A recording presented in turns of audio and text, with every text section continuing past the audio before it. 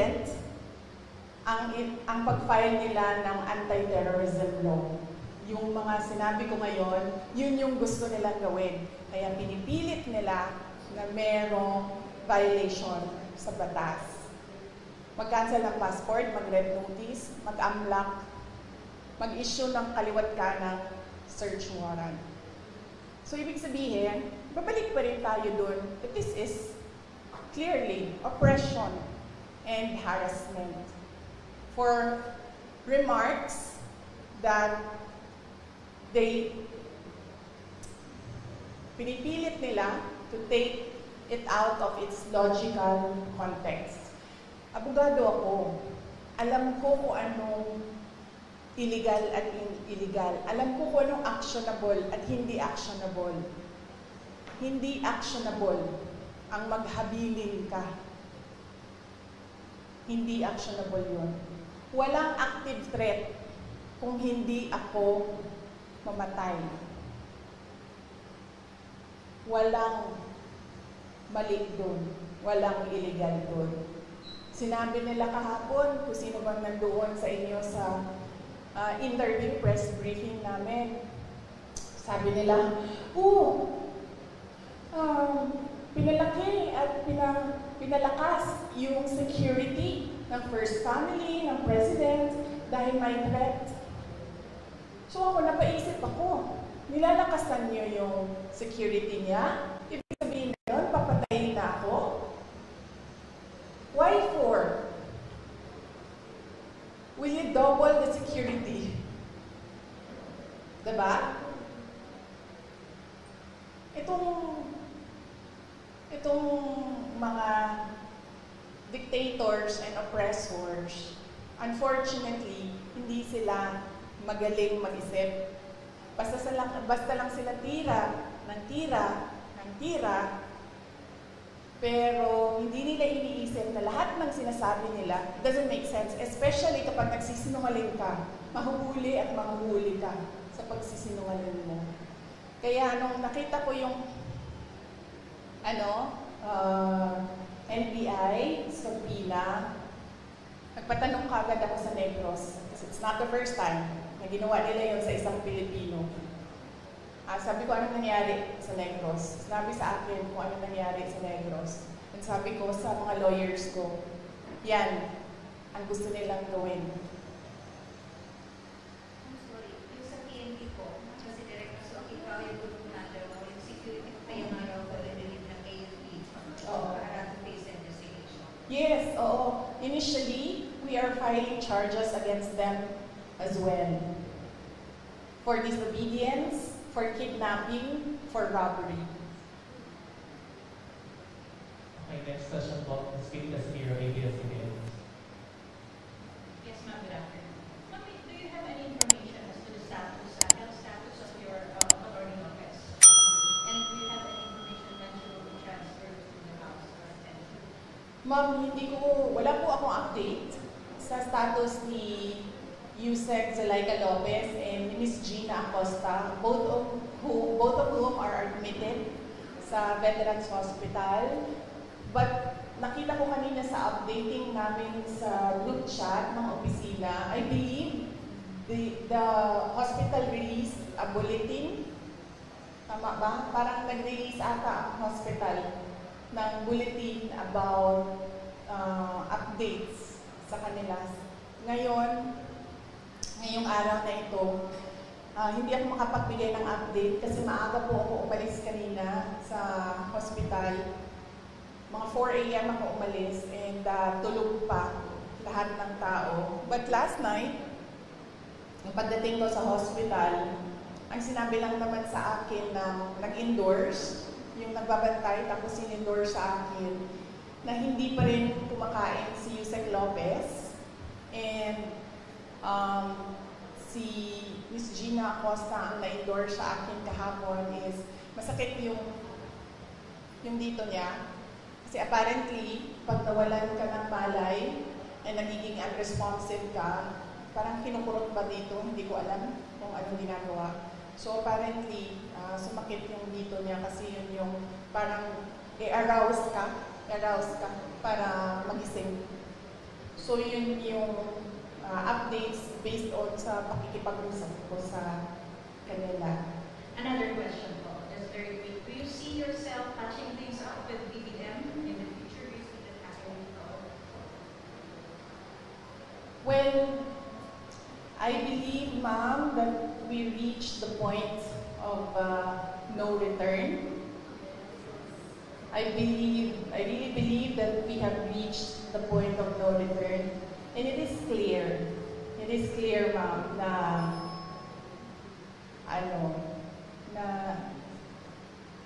parang they are really going after me. At gusto talaga nila akong tanggalin sa posisyon. And totoo talaga yung mga sinasabi ko na threats sa akin. Bago pa man nangyari yung kaguluhan sa House of Representatives noong nakaraang Friday, documented lahat ng threats sa akin, sa Office of the Vice President personnel, and even sa aking family. So, gusto kasi mag-Vice President ni Martin Romualdez. At hindi niya alam, ayaw ng mga congressman at ng mga senador na mag-Vice President si Martin Romualdez. At hindi niya alam na ayaw ng taong bayan mag-President si Martin Romualdez. Unfortunately, hindi maintindihan yon ni Martin Romualdez. Yun yung problema. Okay, next, parang here's the Montes, RMN is Anina. Good afternoon, ma'am. Any reaction lang po ma'am sana sa mga pambabatikos or mga pahayag ni House Majority Leader at Zamboanga City District 2 Representative Manix Danilo po ang laban sa inyo tungkol nga rito sa mga nangyayari? Well, hindi ko siya kilala, ma'am. So, huwag na tayo mag-comment sa sino ba yung anong pangalan ng ma'am? Manix Dalipe po, Congressman Manix Dalipe. I don't know him. I'm sorry. It's difficult for me to give a comment about something na hindi ko alam kung ano sinabi niya, sir. At hindi ko po siya kilala. And Sir Marco Polo, Brigada News po. Good afternoon, ma'am, Sarah. Maliban po doon sa lumalabas na plano ng higher house or House of Representative para impeach ka ba? Ano po masasabi yun? Well, they can always try na mag-impeachment. They can always, gumastos at magwaldas ng pera ng gobyerno para i-impeach ang Vice President. Kung yan ba naman ang gusto nila, magwaldas ng pera at pagtakpan ang kakulangan at pagsisinungaling ng administrasyon. Para lang hindi mapansin ng mga tao na maraming mga pangako ang napako ay babanatan nila ako. And then they can try. And then let's see. Diba? If I get impeached, then that is my end. Tapos. Okay, thank you for the answer, ma'am. And for my last part, sa local front ng Zamboanga City at Zamboanga Peninsula, maliban po sa mga tulong na binigay niyo po yung tulad ng ayuda sa medical and other, ano po yung mga future na nakalaan po para sa Zamboanga Peninsula, lalo na po dito sa Zamboanga City? Opo. Yes, sir. Thank you for the question. Nag-aantay kami ng final budget ng Office of the Vice President sa ilalim ng General Appropriations Act. Pero we are really not hopeful anymore kasi nakikita nyo naman kung gaano ka-intense yung gusto nilang pilayan ang Office of the Vice President. So, we're not hopeful.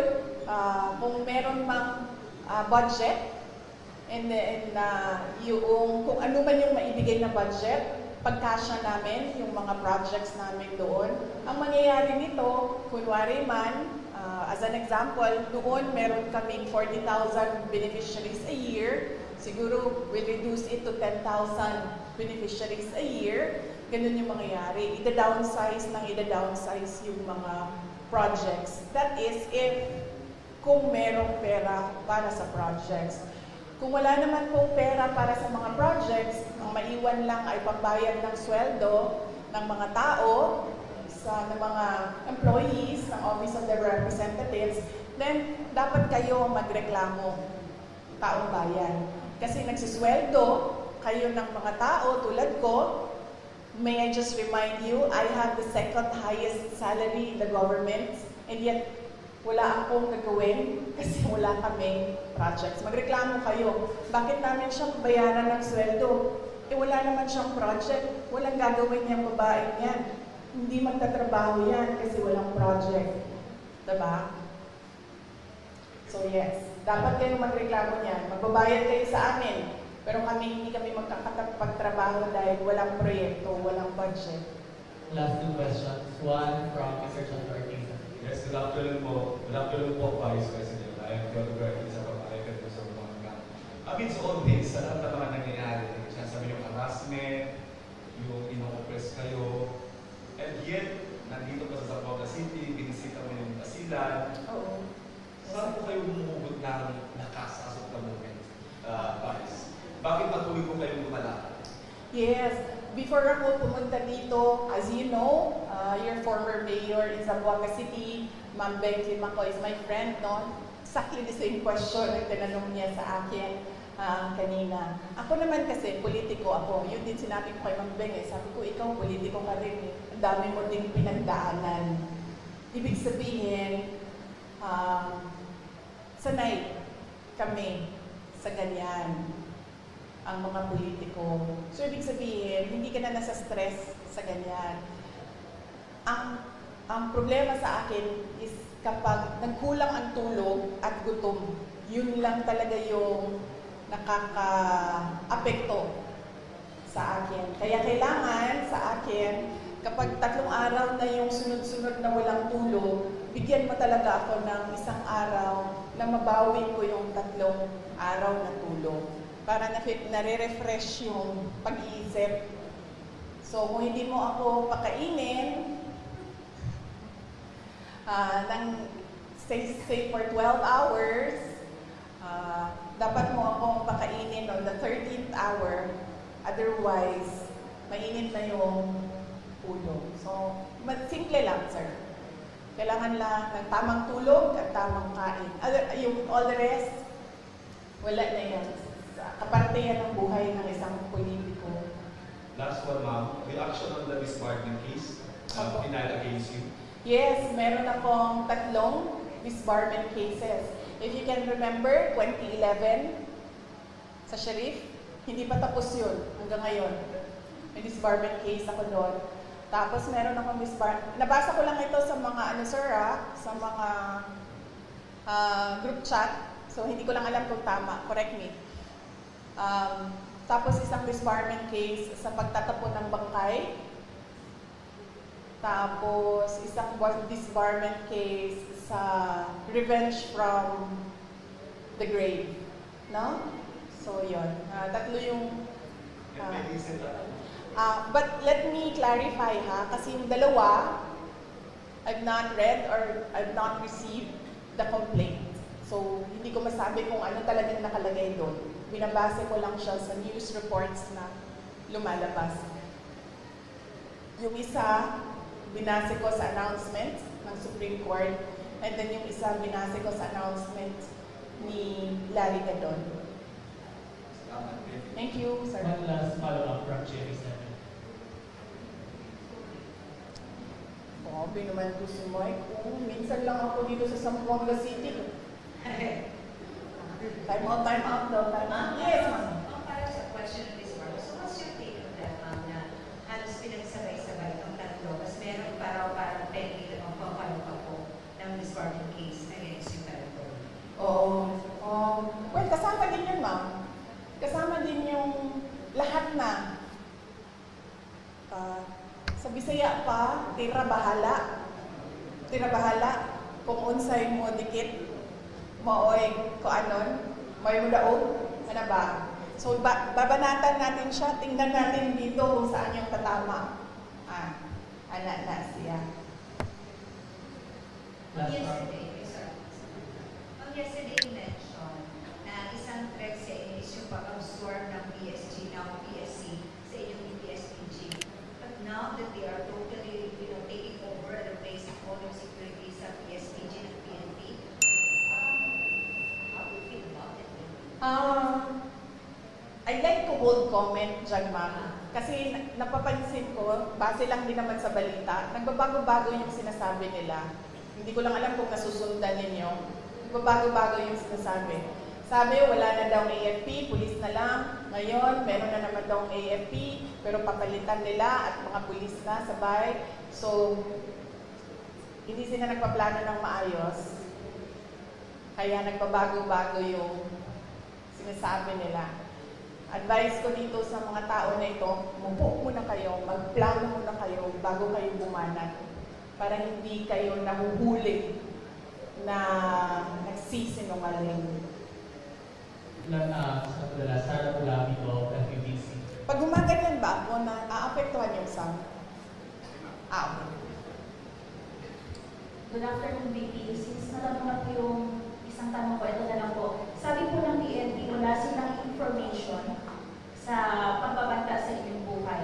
I-report nyo lang po ba ito officially, ngunit nasabi nyo hindi ito pinansin ng mga kinauukulan? Ma'am, nakakahiya sa buong mundo na ang Philippine National Police natin, who by the way has intelligence funds, hindi alam ang mga pangyayari sa ating bansa. Nakakahiya na meron tayong police na hindi nila alam ang threats sa Vice President. Nakakahiya yan, ma'am. Huwag sila magsasalita ng ganyan kasi nagpapakita yan ng incompetence ng Philippine National Police.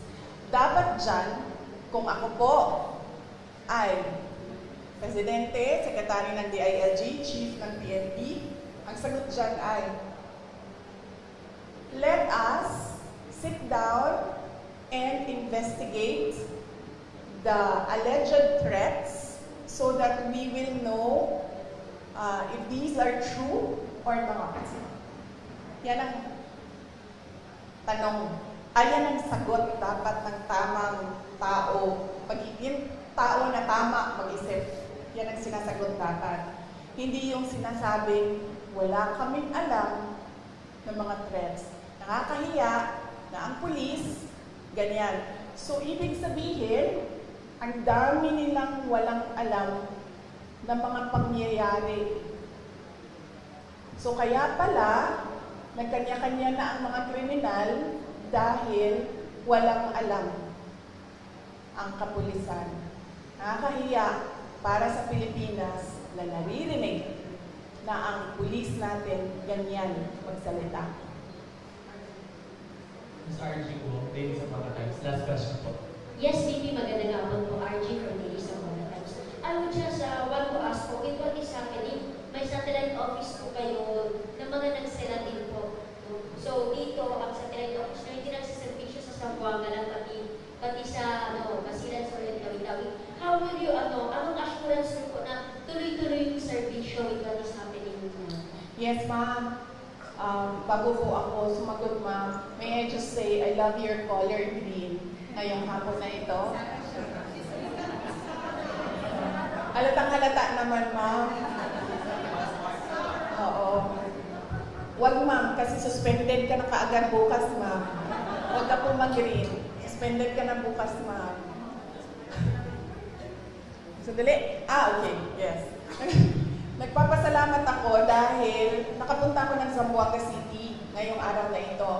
At in-person yung meeting namin ng satellite office lead sa Western Mindanao. Kasi papunta kaming, there's about 40 minutes papunta doon sa Isabela City. So, 40 minutes papunta, nag-meeting kami. 40 minutes pabalik, nag-meeting kami. So, masaya ako dahil nagawa namin yung in person. Ang hirap din kasi talaga mag-meeting pag Zoom eh. At napag-usapan namin ni Mr. Mike Saavedra na malaki kasi renta na, malaki din kasi itong building na ito, malaki din ang renta dito ma'am. Ang gagawin namin, lilipat kami sa mas maliit na lugar, mas mababa yung renta. So, napababaan na rin yun namin yung budget na kailangan gamitin. Tapos tutuloy-tuloy lang si Mike ng mga downsized na mga project. So, yun ang plans namin for Western Mindanao Satellite Office. Papaliitin namin, ma'am. Tsaka maghahanap kami ng mas mababang renta. One very last question related by the OBP Media po. Baka may sagot po kayo sa sagot ni DA Secretary Q. Laurel tungkol sa 20 pesos bigas na remarks niyo po kay BBM versus BBM. Ano ba sinabi niya? Pwede, saan ang sinabi ni... This is related by the OBP Media po. Yung baka may sagot daw po kayo regarding sa sagot ni DA Sec Q. Laurel tungkol sa 20 pesos bigas remarks niyo po versus BBM. Ano sinabi niya? Hindi ko alam. Sorry Hindi ko alam kasi. Ano sinabi ni... Wala. Ang sabi po niya ay matalino naman siya, di ba? Iba yung panahon noon na ngayon. Pag-aralan niya muna bago magsalita. Okay. Yes. Tama naman siya doon. Matalino talaga ako.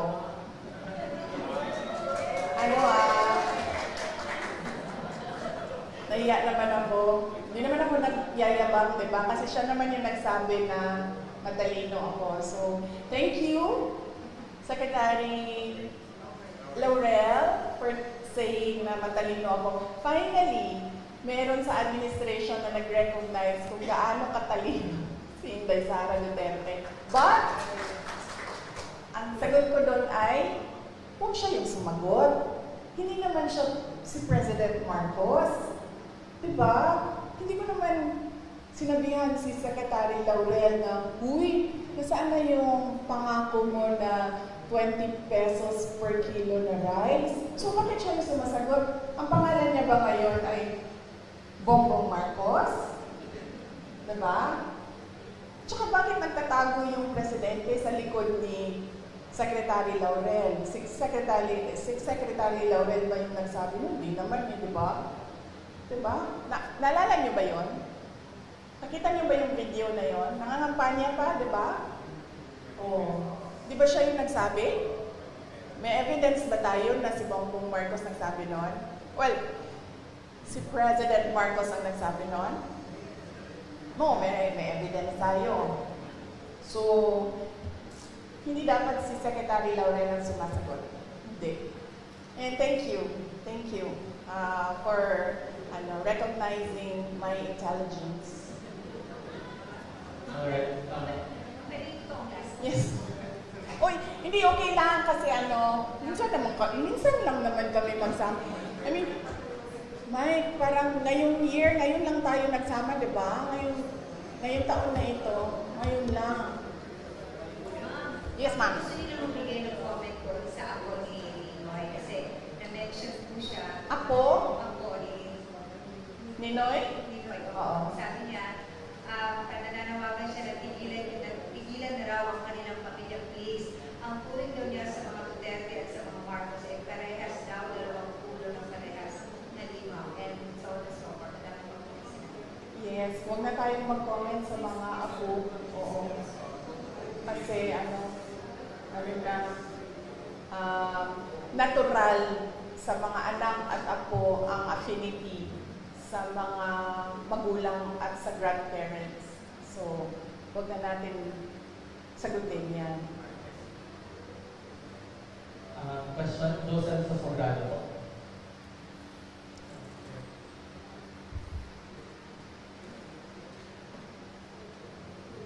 Wala.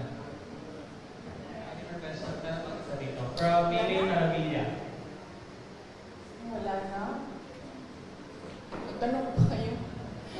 nakakapagod yung biyahe. Tapos, walang tanong. Yes, yes, ma'am. So, good afternoon po, VP. What is the Vice President Sara Duterte's current stance on supporting specific political groups or candidates in Zamboanga City as the 2025 elections approach? Considering Congressman Manny Felipe, the majority floor leader is blocked by the administration. Okay. So,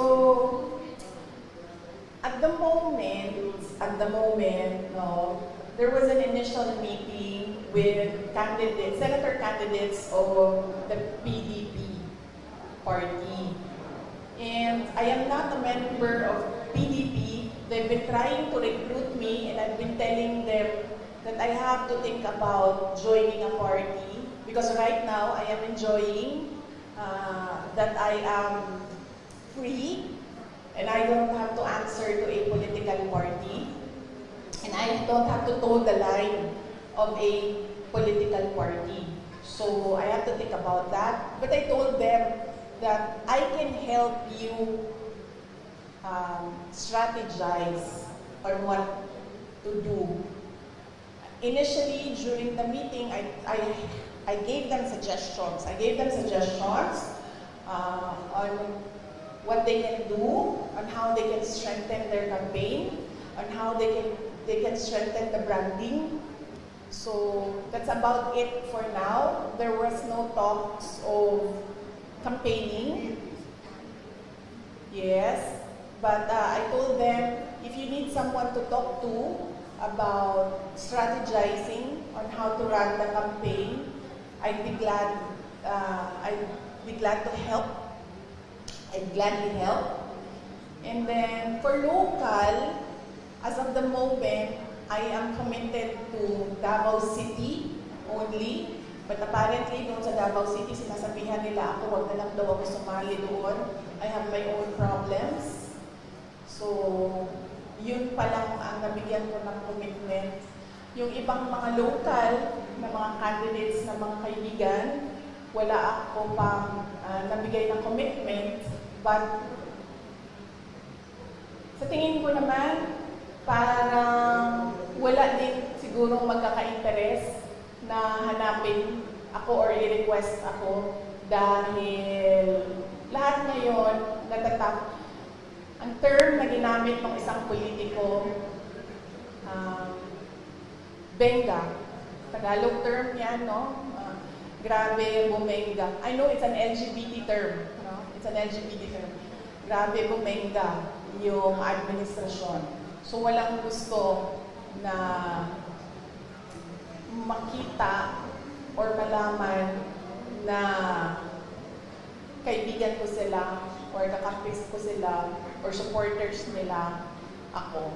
So, that would make it easier for me since makakapagpahinga ako sa kampanya dahil from 2016 to 2019 to 2022 nangampanya ako. And this time around, since hindi naman ako kandidato, makakapagpahinga ako sa kampanya, makakatutok din ako sa trabaho namin sa Office of the Vice President. And then of course, makakatutok ako sa committee hearings, kung meron pang committee hearings na darating sa susunod na taon sa campaign period. Yes, sir. Pwede pa. Sir, saan yung mga kasama ko? Pwede ba? Okay, I'm Abstaman, Alexander TV News Online. Ang katanungan ko po sa inyo, ma'am, ay itong threat ay nangyari sa inyo. Seryoso ba ito o wala? Ang political... Serious ito, sir. Nakita mo si Marcos Sr. Nakita mo kung paano nila, anong ginawa. I'm sure nakita mo yun, sir. Kasi kaming edad namin, hindi namin nakita. Nakita mo, sir, naabutan mo? Yes, sir. Oo. So, very serious ito. This is not a, parang laro-laro lang para sa kanila. Seryoso sila sa gusto nilang gawin. At alam natin ang capacity ng isang Marcos. Okay, madam, tinulungan mo ang tatay tatay mo nung panahon niya tumakbo, and then ikaw naman, anak naman.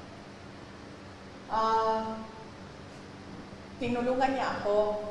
Tinulungan ko siya noong 2016. Tapos tutulungan ba niya ako sa 2028? Hindi ko alam. Dahil noong 2022,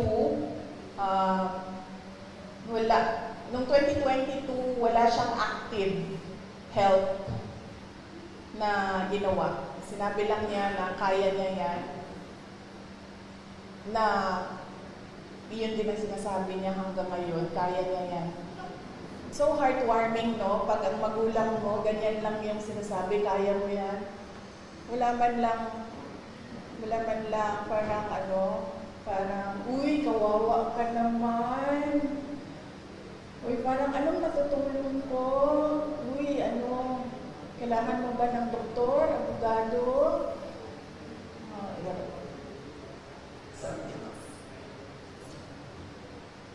Heartwarming kung ganyan yung concern ng magulang mo. Another question from my end. Yes, ma'am. What's your reaction to the MNLF's offer to provide security for you in case your current security will be pulled out? Yes, nagpapasalamat ako, ma'am, sa Moro National Liberation Front, MNLF, sa kanilang offer na tulungan ako sa security. But right now, meron na akong mga kaibigan na gumagawa ng paraan kung paano gawin ang aking security in case na magkakaproblema talaga kami with the armed forces of the Philippines, particularly the unit ng Presidential Security Command. Saying BP na no matter what, hindi tatanggapin ang PSPG ng PNP. That will take over for PSPG. Yes, ma'am. Kasi, ma'am, ang Presidential Security Group o PSG na ngayon ay pangalan niya PSC, Presidential Security Command. Ang batas na gumawa noon, may mandato siya. Ang mandate niya is the protection of the President and his family, protection of the Vice President and his family. At meron pang iba. So, ang PSC kasi is a command under the Armed Forces of the Philippines. Walang mga pulis doon. AFP yan sila lahat. Ang mandate ng PSC, President and Vice President. Bakit? Bakit yun ang mandate nila? Kasi our Constitution provides for the line of succession. The Vice President is the first in line. So, ibig sabihin, the state is required, is mandated by the Constitution and by laws to protect the Vice President. Kasi pag nawala ang presidente, siya yung susunod. Kaya pinoprotektahan din siya. Kasi siya yung reserve. Kasi pag hindi mo pinoprotektahan ng reserve mo, wala ka ng reserve. Ang gagawin yan, pipili sila doon sa mga members ng Congress. O, babalik na naman tayo kay Martin doon. So, baka nga ganun yung gusto nilang gawin, no? Hindi na sila masusunod sa Constitution. Para na, that is something I have to think about again as well. So, yun. Yan. The PSG, now PSC, is a unit of the Armed Forces of the Philippines. Its mandate, President and family, Vice President and family. Why? Because there is a line of succession. You need to protect your reserve. Wala doon sa usapan ang Philippine National Police. Super last po from OVP Media. Based on the DBM COA Joint Circular, OVP and DepEd violated a rule on confidential funds when you allowed security officers to handle them instead of special dispersing officers. What's your reaction? Sorry ulitin mo yung tanong. Based on DBM COA Joint Circular, OVP and DepEd violated a rule on confidential funds when you allowed security officers to handle them instead of special dispersing officers. What's your reaction? Sino nagsabi? sa based on sa BBM COA joint circular. Kaya nga, sino nagsabi mo na base doon may violation? This is question from Sir JC from OPP Media po. Oo, but someone has to have said kung balikan nyo na lang. Balikan natin last one from Mr. Johnny Ortiz. Good afternoon again, ma'am. Balikan ko lang yung local fund. I can see former Vice Mayor, former Mayor Beck dito. And it is a public knowledge na nung last election, isa siya or hindi siya lang yung pupuntahin talaga na pinakita yung suporta sa'yo bilang sa pagtakbo ng Vice President. And now she's running under a group na kumbaga ikalaban ng sinasabi nyo hindi nyo kilala na kongresista. Kilala ko si Keyword. So since nandun si Mayor Ben sa grupong yun, is it safe to say na kung pag-endorse po kayo ng candidate locally, of course, kasama dyan si Mayor Ben at yung kasama pa yung buong partido niya at yung kalaban nang sinasabi niyo hindi niyo kilala for Mayor. Thank you po. Okay. Yes. Sige. Well, kung meron pa mang value words ko dito sa Zamboanga City at meron pang mga tao na nalilito, ay, nakalimutan ko sir, tama. I'm sorry. Kaya pala ako hindi na mag-endorse dahil nung last endorsement ko, anong nangyari? Sinasabi sa akin ng mga tao na budol sila. Hindi, Sarah, nabudol kami dahil sa iyo. Saan man ako pumunta, yun ang sinasabi sa akin. Kaya pala ako nag-desisyon na hindi ako mag-endorse. But, let me just say that nakita niyo ang track record ni Mayor Ben Climaco noong siya ay mayor. Nakita niyo ang kanyang mga accomplishments.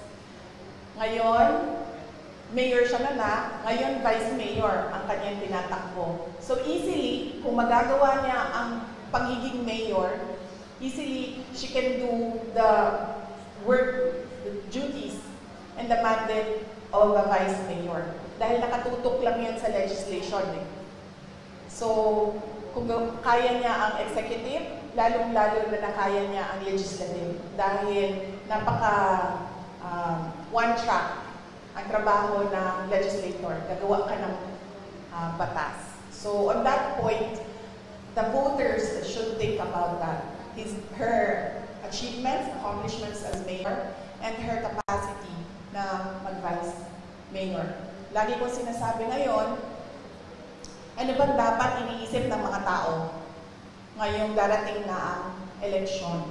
Unang-una, pangako. Huwag na kayong maniwala sa pangako, ha? Pag sinabi ng tao, ito ang pangako ko, i-check nyo muna. Yung mga pangako ba niya noon, tinupad niya ba? Check nyo. Ano ba yung mga pangako niya noon? Natupad ba yon? So, dapat ba namin paniwalaan yung pangako niya ngayong eleksyon na ito? Pangalawa, huwag magpadala sa vote buying. Ang vote buying ngayon, legal na, hindi na illegal. Akap, AIX, MAIP, tupad, at kung ano-ano pang tinatawag na ayuda. Nagiging legal ang vote buying. Bakit nagiging legal ang vote buying? Dahil kontrolado siya ng mga politiko ngayon. At meron silang kota-kota sa pamimigay ng ayuda. So yan yung sinasabi ko, yan yung proof ko na nagiging legal na ang vote buying na tinatago sa pangalang ayuda. At pangatlo, hindi dahil gikan yan sa pamilya ng mga politiko tulad ko, hindi dahil galing yan sa may tatay yan na mayor, may kapatid yan na governor, may anak yan na congressman, hindi dahil galing yan sa political dynasty ay ibig sabihin magaling ng kalibre niyan. Huwag ninyong iboto ang isang tao dahil lang sa nakaapelido niya ang gusto nyong kandidato. So yan ang paalala ko ngayong darating na eleksyon. check promises, tanggapin ang ayuda kasi pera ng bayan yan, pero huwag magpadala sa vote buying. Pangatlo, huwag bumoto dahil kaapelido o dahil nasa political na pamilya yung kandidato. Bumoto kasi chinek nyo yung mga promises niya at chinek nyo yung kakayahan niya. Tulad ng sinabi ko ngayon, nakita natin ang 9 years ni Mayor Ben, ibig sabihin, alam natin na kakayanin niya ang pagiging vice mayor. Going up from Sir Bons Magsumbol of Grassler pala po. He's asking for your reaction based on DBM COA joint circular. OVP and DepEd violated a rule on confidential funds that will allow security officers to handle them instead of special dispersing officers. Reaction po. No, I will not comment on the assessment of the person asking the question. Ano pangalan niya? Bons Magsumbol of Grassler. Oo. I will not answer a question na si Bons Magsupol ang nagsabi na there is a violation of the JMC. I will only answer kung nagsabi ang COA if there is a violation of the JMC. Hindi COA si Bons Magrapol, hindi siya COA. So hindi siya dapat ang nagsasabi na merong violation ng JMC. Na sinasabi ko din, hindi ang congressman ang nagsasabi na merong violation ang Office of the Vice President sa confidential funds. COA lang na trabaho yan. Alright, thank you so much everyone for your answer our first. Maraming salamat. Magandang hapon.